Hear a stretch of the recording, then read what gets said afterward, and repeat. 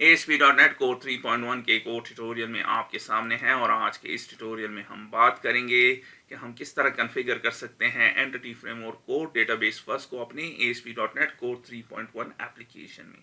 तो आइए चलें, काफ़ी सारे स्टेप हैं। स्टेप 1 क्या है कि आपने new ASP.NET Core web application को विजुअल स्टूडियो 2019 में क्रिएट करना है, लेकिन अगर आपके पास कोई एग्जिस्टिंग प्रोजेक्ट है तो वो आप यूज़ कर सकते हैं। स्टेप 2 में आपने क्या करना है, ऐड करने हैं पैकेजेस को अपने प्रोजेक्ट में। और पैकेजेस कौन से हैं? Microsoft dot entity framework core, फिर है Microsoft dot entity framework core dot SQL server. SQL server क्यों? क्योंकि हम यूज़ कर रहे हैं SQL सर्वर डेटाबेस को। और फाइनली माइग्रेशन के लिए आपने ऐड करना है Microsoft dot entity framework core dot tools. और अगर ये तीनों पैकेजेस में से एक भी आपने मिस कर दिया फिर काम नहीं करेगा। और स्टेप 1 और स्टेप 2 को हमने यूज़ किया था entity framework core code first के साथ भी, लेकिन इसके बाद के जो स्टेप्स हैं वो डिफरेंट हैं। तो चलते हैं स्टेप 3 में। स्टेप 3 में आपने एक नया डेटाबेस क्रिएट करना है, लेकिन अगर आपके पास कोई एग्जिस्टिंग डेटाबेस है तो वो आप यूज़ कर सकते हैं। और मैं यूज़ करूँगा ये वाला डेटाबेस TestDB, और उसमें सिर्फ 2 टेबल्स हैं, स्टूडेंट्स और स्टूडेंट्स वी। और फिर हम चलेंगे और इसके बाद स्टेप 4 में आपने कमांड को रन करना है पैकेज मैनेजर कंसोल में। तो कमांड क्या है आपके सामने है, आपने लिखना है scaffold-db context। इसके बाद आपने इसको कुछ पैरामीटर्स देने हैं। पहला पैरामीटर जो है, जो कि रिक्वायर्ड है, वो है कनेक्शन स्ट्रिंग। तो आपने इसको बताना है कि कौन से सर्वर के साथ आपने कनेक्ट होना है, कौन से कंप्यूटर के साथ आपने कनेक्ट होना है, और उसकी कौन सी डेटाबेस को आपने यूज़ करना है। इसके अलावा आपने इसको लॉगिन डिटेल्स भी देनी है, दे देंगे। उसके बाद दूसरा जो पैरामीटर है ये भी रिक्वायर्ड है, आपने हर हाल में देना है। और इस केस में मैं ये वाला दे रहा हूँ, क्यों? क्योंकि हम SQL सर्वर डेटाबेस को यूज़ कर रहे हैं। अगर आप MySQL को यूज़ कर रहे हैं या SQLite को यूज़ कर रहे हैं या Oracle को यूज़ कर रहे हैं तो आपने वो वाला दे देना है। इसके बाद थर्ड पैरामीटर में आपने इसको बताना है कि कौन से फोल्डर में ये जो फाइल्स ये अब जनरेट करेगा, एंटिटी क्लासेस जो जनरेट करेगा और कॉन्टेक्स्ट क्लास को जो जनरेट करेगा, किस फोल्डर में डालना है। यहाँ पे मेंशन है मॉडल्स फोल्डर में। तो जब हम इस कमांड को एग्जीक्यूट करेंगे तो क्या होगा, ये हमारा डेटाबेस है। जब कमांड एग्जीक्यूट होगा तो जनरेट करेगा मॉडल्स फोल्डर में। आप देख रहे हैं मॉडल्स फोल्डर में इसने एंटिटी क्लासेस को जनरेट किया और साथ में कॉन्टेक्स्ट क्लास को। एंटिटी क्लासेस को इसने इन टेबल्स से जनरेट किया और कॉन्टेक्स्ट क्लास को इसने इस डेटाबेस के नेम से जनरेट किया। तो अब हम चलेंगे विजुअल स्टूडियो में और इन कॉन्सेप्ट्स को यूज करेंगे अपने ASP.NET Core 3.1 एप्लीकेशन।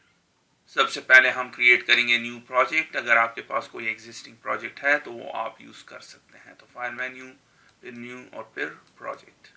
और फिर इस स्क्रीन में मैं सेलेक्ट करता हूँ ASP.NET Core वेब एप्लीकेशन और आपने मेक श्योर करना है C# वाला वर्जन और फिर क्लिक कर दें नेक्स्ट बटन।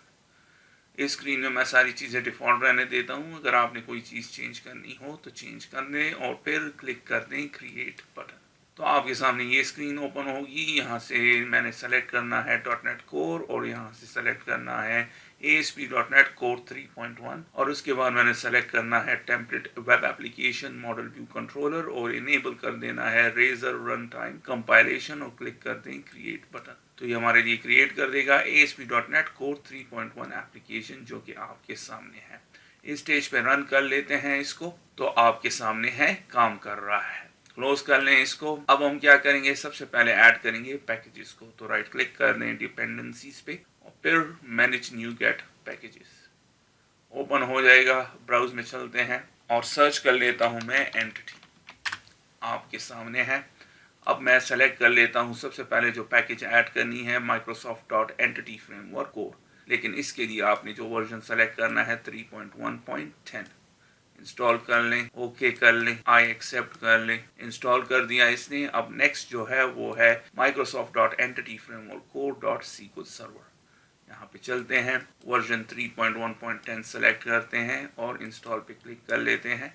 क्लिक कर दें ओके, आई एक्सेप्ट और इंस्टॉल कर लिया। और अब आखिरी जो पैकेज आपने इंस्टॉल करना है वो है Microsoft dot entity framework core dot tools. फिर आपने सेलेक्ट करना है 3.1.10 और इंस्टॉल कर लें और फिर ओके, फिर आई एक्सेप्ट। तो सारे पैकेजेस आपके लिए इंस्टॉल कर लेगा। इसको रिमूव कर रहे हैं तो सारे आपके सामने हैं। अब इसको क्लोज कर लेते हैं। पैकेजेस इंस्टॉल हो गए हैं। अब हमने जाना है SQL सर्वर में और सेलेक्ट करना है जो डेटाबेस आप यूज करना चाहते हैं। मैं यूज करूंगा TestDB और उसमें सिर्फ एक ये वाला टेबल है और इसके कॉलम्स को चेक कर लेते हैं और आपके सामने है। अब हम इसको यूज करेंगे और जनरेट करेंगे इससे एंटिटी क्लासेस और कॉन्टेक्स्ट क्लास को। तो किस तरह करेंगे, यहाँ पे चलते हैं, फिर चलते हैं टूल्स और फिर यहाँ से मैं चलूँगा न्यू गेट पैकेज मैनेजर को सेलेक्ट करूँगा और फिर पैकेज मैनेजर कंसोल, तो आपके सामने ओपन हो जाएगा। और अब हम माइग्रेशन का कमांड लिखेंगे और वो है scaffold -db context। यही स्पेलिंग आपने देना है। इसके बाद आपने कनेक्शन स्ट्रिंग देना है। कनेक्शन स्ट्रिंग बड़ा आसान है। यहाँ पे मैं दे देता हूँ डेटा सोर्स इक्वल्स टू, और फिर यहाँ पे चलते हैं और इसको कॉपी कर लेते हैं और यहाँ पे मैं पेस्ट कर लेता हूँ सेमीकोलन, फिर इनिशियल कैटलॉग। ये स्पेलिंग को आपने हर हाल में करेक्ट देना है, यही स्पेलिंग देना है और फिर आपने अपने डेटाबेस का नाम देना है। तो क्या नाम है उसका, TestDB। स्पेलिंग करेक्ट देनी है, एग्जैक्टली वही देना है जो यहाँ पे है। हो गया। और उसके बाद आपने लॉगिन डिटेल्स देनी है। इस केस में मैं यूज़ कर रहा हूँ इंटीग्रेटेड सिक्योरिटी। आपके पास अगर लॉगिन डिटेल है, यूज़र आईडी और पासवर्ड, आप वो दे दें। उसके बाद हमने इसको देना है एक और पैरामीटर के प्रोवाइडर क्या है। प्रोवाइडर का मतलब है कि आप कौन सा वाला डेटाबेस सिस्टम यूज़ कर रहे हैं। इस केस में हम यूज़ कर रहे हैं SQL सर्वर, तो मैं दे देता हूँ microsoft.entity-framework core और फिर .SQL सर्वर आपके सामने है। उसके बाद आपने इसको एक और पैरामीटर देना है कि आउटपुट किधर मैं इसको डालूं, जो फाइल्स मैं जनरेट करूंगा, जो क्लासेस जनरेट करूंगा, कौन से फोल्डर में मैं डालूं। तो उसके लिए जो पैरामीटर है वो है आउटपुट डायरेक्टरी, और डायरेक्टरी का नाम आपने देना है या फोल्डर का नाम देना है। मैं चाहता हूँ ये मॉडल्स फोल्डर में इसको डालें, तो फिर यहाँ पे मॉडल्स लिख दें और ये पहले एग्जाम्पल में हम यही यूज करेंगे और फिर आप एंटर कर दें। तो बिल्ड हो रहा है और आपके सामने है, इसने जनरेट कर लिए हैं और आप देख रहे हैं मॉडल्स फोल्डर में इसने जनरेट किया। एक ही टेबल था स्टूडेंट और उसकी सारी फील्ड्स आपके सामने हैं और उसके अलावा इसने जनरेट किया कॉन्टेक्स्ट क्लास को, जो कि आपके सामने है। अब एक चीज़ आपने नोट की होगी, हम यहाँ पे कनेक्शन स्ट्रिंग नहीं डालते। उसकी एक वजह है कि आपके लिए ऑटोमेटिकली जनरेट कर लेता है, लेकिन यहाँ पे इसने वार्निंग दिया है कि ये सेंसिटिव इंफॉर्मेशन है, आप इसको मूव कर दें यहाँ से। तो मैं इसको रहने देता हूँ यहाँ पे इस एग्जांपल में, ताकि हमें एक्स्ट्रा कोड ना लिखना पड़े। तो क्लोज कर लेते हैं। हो गया। अब ये जनरेट कर दिया इसने। अब हम क्या करेंगे, अब अगर आप चाहते हैं कि थोड़ा सा डिफरेंट हो, लाइक फॉर एग्जांपल आप इसको यहाँ के बजाय किसी और फोल्डर में ऐड करना चाहते हैं, तो डिलीट कर लें इसको यहाँ से और दोबारा जनरेट करेंगे। अब हम क्या करेंगे, दोबारा इसी कमांड को लिखते हैं। तो लिखने के बजाय हमने क्या करना है, सिर्फ अप और डाउन की दबा दें, आपके सामने आ जाएगा। तो मैं चाहता हूँ मॉडल्स के बजाय ये इस मॉडल्स फोल्डर में एक फोल्डर क्रिएट करें EF के नाम से, ताकि हमें पता हो कि ये हमारे एंटिटी फ्रेमवर्क की क्लासेस हैं। तो स्लैश कर दें और EF। तो अब आप देख रहे हैं इसने किधर ऐड कर दिए इसको, EF फोल्डर में। तो आप इसकी ये कर सकते हैं कॉन्फ़िगरेशन कि ये आपको उस लोकेशन में ऐड करके दे देगा जहाँ पे आपने इसको देना है। इसके अलावा अगर आप कोई और फोल्डर देना चाहते हैं, मॉडल्स के अलावा कहीं और इसको जनरेट करना चाहते हैं, तो वो भी आप इसी तरीके से कर सकते हैं। इसको डिलीट कर लेते हैं यहाँ से और दोबारा पैकेज मैनेजर कंसोल में चलते हैं और मैं अब की बार इसको देता हूँ EF फोल्डर में इसने जनरेट करना है। आप देख रहे हैं EF फोल्डर में आपके लिए इसने जनरेट कर दिया। अब अगर आप चाहते हैं, अगर मैं यहाँ पे जाऊँ और आप चाहते हैं ये यहाँ पे डेटा एनोटेशन को भी अप्लाई कर लें, तो किस तरह करेंगे, इसको डिलीट कर लें और फिर पैकेज मैनेजर कंसोल में चलते हैं और दोबारा एरो की को यूज़ करें। आपके सामने है। अब की बार मैं जनरेट करना चाहता हूँ इसको models/EF फोल्डर में, और इसके अलावा मैं इसको देना चाहता हूँ कि ये हमारे लिए डेटा एनोटेशंस को भी जनरेट करे। तो आपने क्या देना है, डैश डेटा एनोटेशंस। आपके सामने जनरेट कर लिया इसने और यहाँ पे जब चलेंगे तो आप देख रहे हैं ये आपके लिए डेटा एनोटेशंस को ऐड कर देगा आपके सामने। तो हो गया। अब हम क्या करेंगे, यहाँ पे इसको क्लोज कर लेते हैं और चलते हैं डेटाबेस में थोड़ी सी चेंजेस कर लेते हैं।